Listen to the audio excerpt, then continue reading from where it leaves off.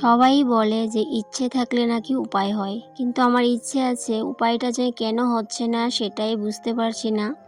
জানি না ইদানিং আমার কি হচ্ছে, আমার সাথে কেন এমন হচ্ছে। প্রত্যেক দিনই চাইছি তো তোমাদের সাথে প্রত্যেক দিনের কাজকর্মগুলা শেয়ার করব, রেগুলারিটি মেনটেন করব, কিন্তু কিছুই হয়ে উঠছে না। যাই হোক বন্ধুরা, অনেক কথা হবে, তার আগে বলো তোমরা সবাই কেমন আছো। আশা করছি রাধা মাধবের কৃপায় সবাই ভালো আছো। আজকে আর সকালবেলা চা করিনি, সুজি আর দুধ জাল করেছি। তবে অন্যদিন সুজিটা খাওয়া হয় না, যেহেতু সুজির মধ্যে আমি মিষ্টি দিই, ঘরে সবাই মিষ্টি দেওয়া সুজিটাই পছন্দ করে।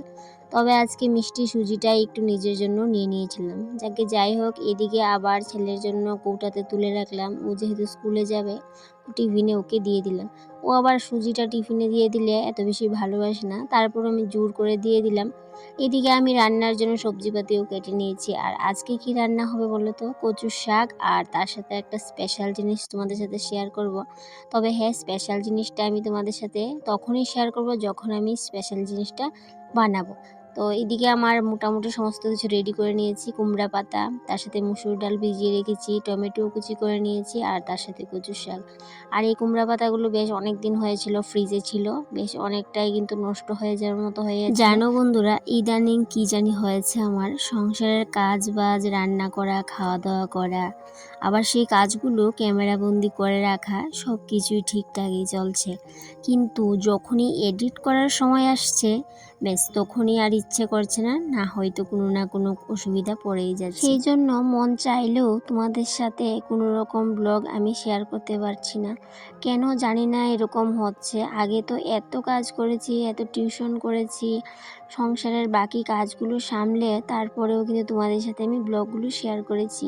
ইদানিং আমি কোনো কিছু করছি না, তারপরেও কিন্তু আমি মানে কি বলবো, মন মানসিকতা, তারপরে কাজের প্রতি একটা অনীহা, সেরকমও কিন্তু কোনো ব্যাপার না। সবই ঠিকঠাকই চলছে, কিন্তু এডিট করার সময় আসলেই বেশ তখনই যা ঘটার তা ঘটে। তো যাই হোক, এখন থেকে ভাবছি রোজ দেব, তো কি জানি আবার কি হবে। এইদিকে রান্নাঘরের কাজকর্ম আমার সমস্ত কিছু শেষ হয়নি, শুধুমাত্র ডাল আর টমেটো দিয়ে চাটনি করেছি। বাকি রান্নাটা কিন্তু এখনো কমপ্লিট হয়নি, আর কেন কমপ্লিট করিনি সেটাও শেয়ার করব, মানে বলবো। তার আগে দেখো, এদিকে আমি র্যাকটা বার করে নিয়েছিলাম, কারণ এই র্যাকটার মধ্যে এই যে কুমড় পোকা বাসা বেঁধেছিল, বেশ অনেক দিন ধরেই বার করব ভাবছিলাম। আর এমনিতেও র্যাকটা অনেকটাই না ময়লা হয়েছিল। তো র্যাকটা যেহেতু অনেকটা আগেই বের করেছিলাম, তো তারপরে র্যাকটা যে জায়গাটাতে ছিল সেই জায়গাটাকে একটু ভালো করে পরিষ্কার করে ড্রামটাকেও মুছে নিয়েছিলাম। আর এখন বেশ ভালোই রোদও উঠে গেছে। তো র্যাকটা বার করার পর এদিকে রান্নাটা তো মোটামুটি করে নিয়েছিলাম, মানে চাটনি, ডাল।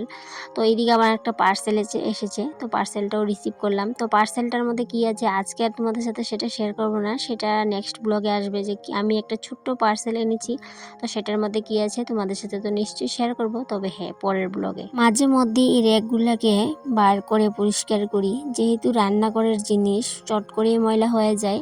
তো মাঝে মধ্যেই কিন্তু একটা দুটো করে রান্নাঘরের জিনিসগুলোকে পরিষ্কার পরিচ্ছন্ন করে রাখি। একদিনে যেহেতু সম্ভব না, আর একদিনে আর পারিও না, যেহেতু কোমরের প্রবলেম আছে, সেজন্য একদিনে আর রান্নাঘরের সমস্ত কিছু পরিষ্কার করতে একদমই পারি না। তো যাকে এদিকে আজকে র্যাকটা পরিষ্কার করে নিয়েছি। আর আজকে যেহেতু র্যাকটা পরিষ্কার হয়ে গেছে, আরেকদিন ভাবছি যে আরেকটা র্যাক আছে ছোট্ট, সেটাকে পরিষ্কার করবো। তো সেটাও কিন্তু আমি কিছুদিন আগে পরিষ্কার করেছিলাম। তারপর আবার ভাবলাম আবার একটু তেল চিটচিট হয়ে আছে, সেটা আবার আরেকদিন পরিষ্কার করে নেব। ধোয়াপালি শেষ করে স্নান করে পুজো দিয়ে আবারও চলে আসলাম রান্নাঘরে, যেখানে আমার থাকতে ভীষণ ভালো লাগে। তবে হ্যাঁ, প্রত্যেকটা গৃহিণীদেরই রান্নাঘরে বেশি থাকতে ভালো লাগে সময় কাটাতে। তো এদিকে বললাম যে একটা স্পেশাল জিনিস করব, সেটা হচ্ছে মুসুর ডালটা যে ভিজিয়ে রেখেছিলাম সেটাকে আমি মিক্সিতে পেস্ট করে নিয়েছিলাম। আর কুমড়ো পাতাগুলোকে দুই ভাঁজ করে ভিতরে আর বাইরের সাইডে মুসুর ডালটা মেখে এই যে বড়া করে নিচ্ছি। মাঝে মাঝে আমার এরকম হয়ে যায়, কি বলতে গিয়ে কি বলে ফেলি। সকালবেলা কিন্তু আমি কচুর শাকটাও রান্না করে নিয়েছিলাম, সেটা আর তোমাদের সাথে দেখো শেয়ার করতে বা আমি বলতেই ভুলে গেছিলাম। এদিকে দেখো কচুর শাক, আর এদিকে মুসুর ডালের বড়া, গরম গরম ভাত, মানে বেশ ভালোই লাগে। এগুলো যদি আমি সকালবেলা বানিয়ে রাখতাম তাহলে তো ভালো লাগতো না, সেই জন্য কিন্তু গরম গরম করলাম।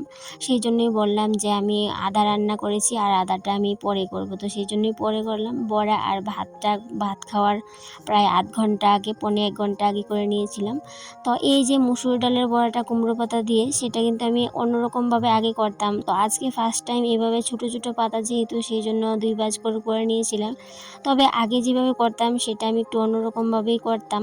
তো যাই হোক, এদিকে রান্নাবান্না করে খাওয়া দাওয়ার পর বিকেলবেলা নিয়ে বসলাম একটা ছায়া বানানোর জন্য পেটিকোট। তো পেটিকোটটা আমি রেডি করে নিয়েছি। সকাল থেকে রাত পর্যন্ত একটা গৃহিণী কত যে কাজ করে, সেই সমস্ত কাজ কিন্তু আর ক্যামেরার মধ্যে তুলে ধরে রাখতে পারে না, কারণ একটার পর একটা কাজ কিন্তু আমাদেরকে করতেই হয়। তো সবগুলা কাজ আর ক্যামেরাতে তুলতে পারলাম না। তো এদিকে আবার চলে আসলাম সন্ধেবেলায়, সন্ধেবাতিটা দিয়ে ঠাকুর পুজোটা দিয়ে চলে যাব আবার রান্না করে। এদিকে আবার আজকে সারাদিনে কিন্তু একটু পর পর হালকা হালকা বৃষ্টি হয়ে যাচ্ছিল। তো সন্ধ্যের বেলাও কিন্তু বৃষ্টি মোটামুটি হয়েছে আজকে সন্ধেবেলাও। গতকালকে সন্ধেবেলাও কিন্তু মোটামুটি বৃষ্টি হয়েছিল। আজকেও কিন্তু মোটামুটি বৃষ্টি আসবে একটা ভাব হয়ে গেছে। এদিকে আবার আজকে হাজব্যান্ড সন্ধ্যাবেলায় চলে এসেছে, যেহেতু শরীরটা বেশি ভালো না। তো এদিকে হাজব্যান্ডের জন্য নিয়ে নিলাম অর্ধেকটা বিট কেটে, কারণ বিট খেলে নাকি অনেক ভালো, শরীরে রক্ত হয়, সেই জন্য। আর দুটো বিট এনেছিল, একটা কেটেছি আর একটা রেখে দিয়েছি। আর এদিকে বাজার করে এনেছিল বিকেলবেলা, সেগুলো আর গুছানো হয়নি। এই যে একটা বড় শসা, তার সাথে টমেটো, উস্তা, কাঁচা লঙ্কা, এগুলোই বাজার করেছে। এগুলো এখনো গুছানো হয়নি। তো বিটটা আগে দিয়ে আসবো, তারপরে কিন্তু আমি এগুলো গুছিয়ে রাখবো। তারপর আজকে আবার ভাত খাওয়ার প্ল্যান নেই, যেহেতু হাজব্যান্ডের জ্বর এসেছে, ভাবলাম রুটি করে দিই। তো ও আবার একা কি করে একা খাবে, তো সেই জন্য আমাদের জন্য একটু রুটি করে নেব।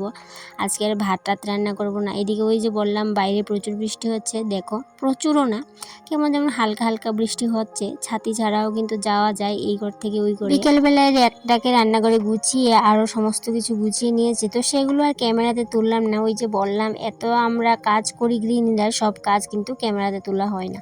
এদিকে এই মরিচগুলোকেও কিন্তু আমি ছাড়িয়ে নিয়েছি, আর লাল লঙ্কাগুলোকে আলাদা আর কাঁচা লঙ্কাগুলোকে আলাদা করে রেখেছি। আর এখন এই দুটো কৌটোর মধ্যে আলাদা আলাদা করে রেখে, এদিকে কাঁচা লঙ্কাগুলোকে গুছাতে গুছাতে রুটির জন্য জলও বসিয়ে দিলাম, কারণ ওই যে বললাম আজকে আর ভাত খাওয়ার প্ল্যান নেই। তো রুটি করে নেব, যা কটাই করি। তো ভাত আছে দুপুরে, তারপরেও ভাবলাম ভাতটা থাক, জল দিয়ে রেখে দেবো, যেহেতু গরমের দিন ভাত নষ্ট হয়ে যায়। তো যেটুকু ভাত আছে সেটাকে জল দিয়ে রেখে দেবো। আর আজকে রাতের প্ল্যান রুটি খাওয়া। এদিকে দেখো, এই যে দুটো কৌটা দেখতে পাচ্ছ, এই কৌটাগুলো হচ্ছে যে মাঝে মধ্যে মাংস আনা হয়, রান্না করা মাংস হোটেল থেকে। তো অনেক সময় কিন্তু হাজব্যান্ড নিয়ে আসে, তো সেই কৌটাগুলো কিন্তু আমি ফেলি না, সেগুলোকে তুলে রাখি। ছোট বড় কিন্তু মাঝে মধ্যেই কিন্তু কৌটা এইভাবে আসে, তো সেগুলো কিন্তু ফেলে দিতে পারতাম, কিন্তু আমি না ফেলি। কিছু ফেলে দেওয়ার আগে অনেকবার ভাবনা চিন্তা করি যে এটাকে কাজে লাগাতে পারবো কিনা। তো এইভাবেই কিন্তু সংসারটাকে গুছিয়ে করতেই ভালোবাসি। দামি কম দামি ছোট বড় যা কিছু আছে সংসারের সমস্ত কিছুকেই কাজে লাগানোর চেষ্টা করি। তো যাই হোক, এদিকে রুটিগুলো আটা গুলে নিয়েছি, আর রুটিগুলো করে আজকে আবার ইচ্ছে করছে চা রুটি খাওয়ার। তো সেই জন্য আজকে আবার চায়ের মধ্যেও কিন্তু চিনি দিয়ে দিলাম। জানি না আজ কটা দিন ধরে এত মিষ্টি খাচ্ছি, ইদানিং এত মিষ্টি খাওয়া হচ্ছে, মনে হচ্ছে সুগার একদম হাই হয়ে আছে। আর অনেক দিন হয়েছে সুগারটা আমার টেস্টও করা হচ্ছে না। তো যাই হোক বন্ধুরা, আজকে রাতের বেলায় কিন্তু রুটি করতে করতে আর চা রুটি খেয়ে তোমাদের কাছ থেকে বিদায় নিয়ে নেব। তো আজকের রাতের কাজগুলা আমার এখানেই কমপ্লিট। আজকে রাতে আর কোনো কাজকর্ম নেই তেমন। তবে রান্নাঘরের গাছানোটা বাকি আছে, সেগুলো করেই তারপর ঘুমাতে যাব। তো এদিকে আমার রুটি করা হয়ে গেছে, এবার নিজের জন্য একটু চা করে নেব। আর হাজব্যান্ড আর ছেলেকে কিন্তু আমি তরকারি দিয়ে দিয়েছি রুটি, আর এখানে দুটো রেখেছি আমার জন্য। এই দুটোকে আমি চা দিয়ে খাবো। তো বন্ধুরা, আজকে তোমাদের কাছ থেকে আমি এখান থেকে বিদায় নিয়ে নিব। আবারও দেখা হবে তোমাদের সাথে পরবর্তী কোনো একটা ব্লগে। ততক্ষণে তোমরা ভালো থেকো, সুস্থ থেকো, আর এইভাবে আমার পাশে থেকো। তাহলে বন্ধুরা, আজকে আসি, টাটা।